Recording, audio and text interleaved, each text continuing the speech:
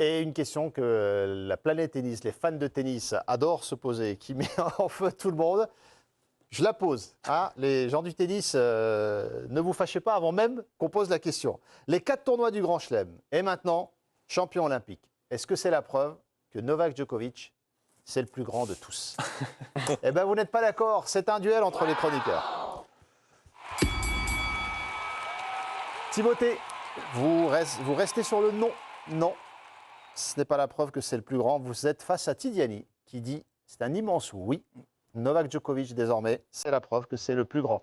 Qui veut attaquer ce duel? Je laisse là. Allez, Seigneur, Timothée. Non, mais il est possible que Novak Djokovic soit le plus grand.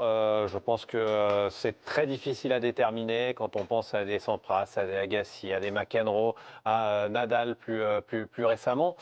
Mais pour moi, en fait, encore une fois, je ne dis pas que c'est pas le plus grand. C'est peut-être le plus grand, mais pour moi, c'est pas le tournoi olympique qui fait de lui le plus grand. Pourquoi? Parce que le tournoi olympique, ça a énormément de sens sur un plan micro et on voit les larmes de l'individu, mais sur un plan macro, le tournoi de tennis aux Jeux Olympiques, c'est pas quelque chose qui passionne les gens. Terminé, Timothée.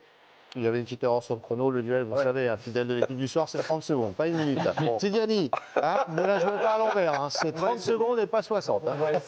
Non, je comprends qu'on puisse avoir une analyse sur, d'un côté, l'affect, de l'autre côté, la performance. Sur la performance, pour moi, à partir du moment où tu es l'unique joueur à avoir réussi cette performance de gagner tous les grands tournois, et en plus de le faire en étant contemporain de 2 autres monstres contre qui tu as en plus un bilan favorable dans les face-à-face, en fait, pour moi, à part le Grand Chelem sur une saison, il a tout réussi. Pour moi, la seule raison pour laquelle aujourd'hui on fait encore le débat, je vais le dire très clairement, c'est parce que c'est le méchant. Parce que si ce n'était pas le méchant, Djokovic, en fait, le débat il serait déjà soldé. Donc si c'est une égrate, je vais laisser 2 petites secondes. C'est déjà énorme.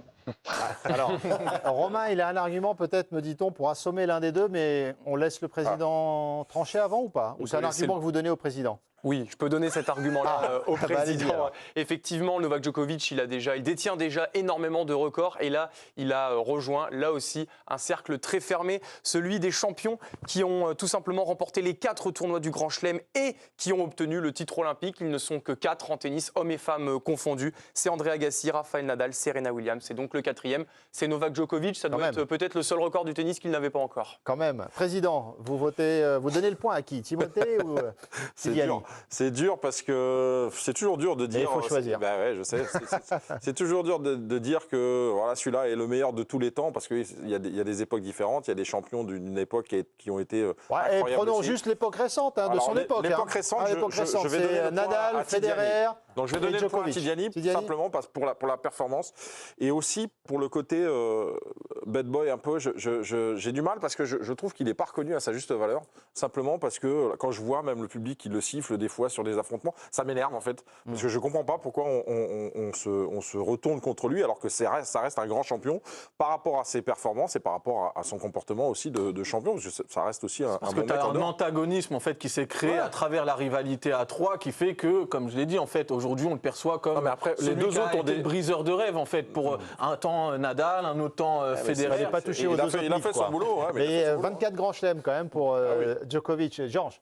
Pour moi, c'était déjà le plus grand. Il n'avait pas besoin du titre olympique. Il était déjà parce qu'il a le record de Grand Chelem.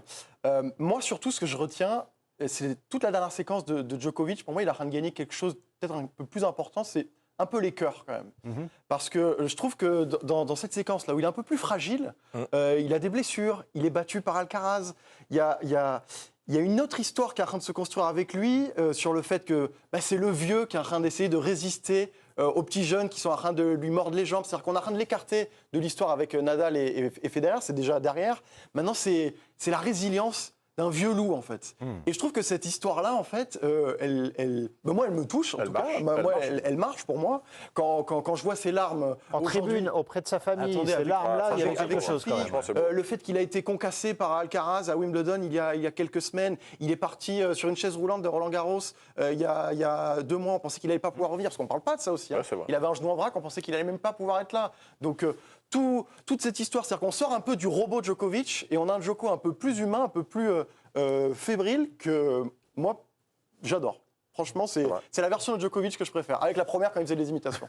Et puis on l'a vu craquer dans des proportions auxquelles on n'a pas l'habitude. Tout simplement, c'est lui qui l'a dit. Après, on n'est pas forcé de le croire. Il a dit c'est le match le plus important de ma vie. C'est ce qu'il a dit après la finale gagnée. Il y a le côté nation avec Aussi. la Serbie. Il est très attaché. La Coupe Davis, il l'a toujours beaucoup joué. C'est quelque chose qui a été au final un marqueur quand même très fort de sa carrière parce que il y a cette finale gagnée en 2010 à Belgrade contre la France en Coupe Davis justement qui agit comme un déclic en Grand Chelem parce qu'avant il a qu'une seule victoire en 2008, on s'en rappelle, c'était contre Tsonga en finale et derrière donc il fait 2 ans et demi, quasiment 3 ans, il n'en prend pas un. Ensuite il y a cette finale contre la France et derrière il commence son extraordinaire conquête et moi j'ai l'impression justement que cette dimension patriotique dans sa carrière, elle a rajouté un truc en plus et qu'aujourd'hui, en fait, c'est l'accomplissement final, quoi. Et le résultat du duel, juste après une courte pause. On va voir si Tidiane vous a convaincu un petit peu plus que Timothée avec des arguments supplémentaires. Et vous parlez de la dimension patriotique avec la Serbie. Eh bien, on marque une courte pause sur ces images-là avant de revenir. Novak Djokovic, il était où? Eh bien, au village olympique avec la délégation serbe et a fêté ce titre olympique.